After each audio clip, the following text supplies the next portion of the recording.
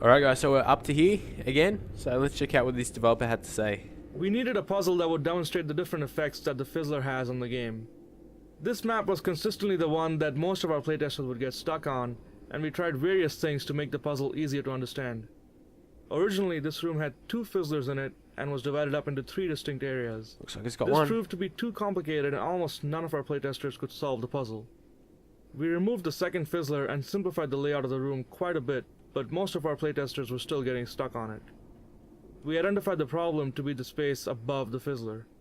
Originally, the space was completely open, but that didn't effectively convey to the players that they needed to shoot a portal above the Fizzler.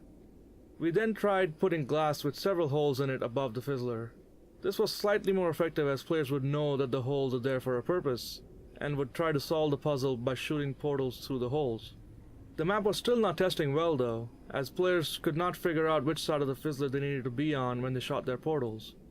We then changed it to have only a single hole through the glass, moved down to the eye level of the player, so that shooting the portal from either side of the Fizzler would be a valid solution.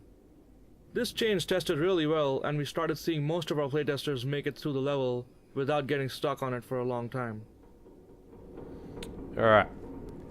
So, what I'm assuming we have to do, if I remember correctly, we have to do this. And there we go, okay. And then we need to get a box. There we go, let's just see what this developer had to say as well. We originally planned to use the same Emancipation Grid effect we'd used in Portal 1. We were surprised to hear during several of our early playtests that players thought this map was the first time they'd encountered one. Players walk through at least one Emancipation Grid in almost every map. Playtesters also weren't able to report the grid's properties.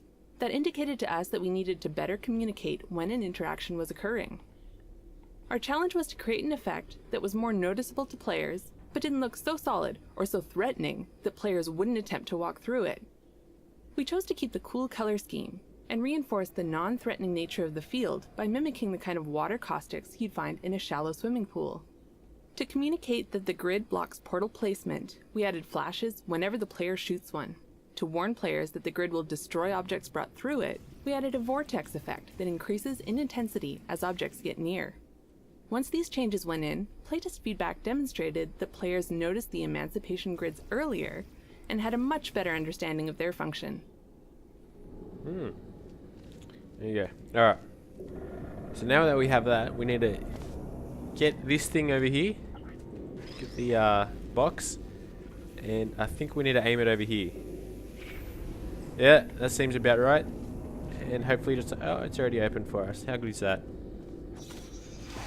Alright. There's only a couple levels left in the second chapter, so expect to see chapter 3 up today as well.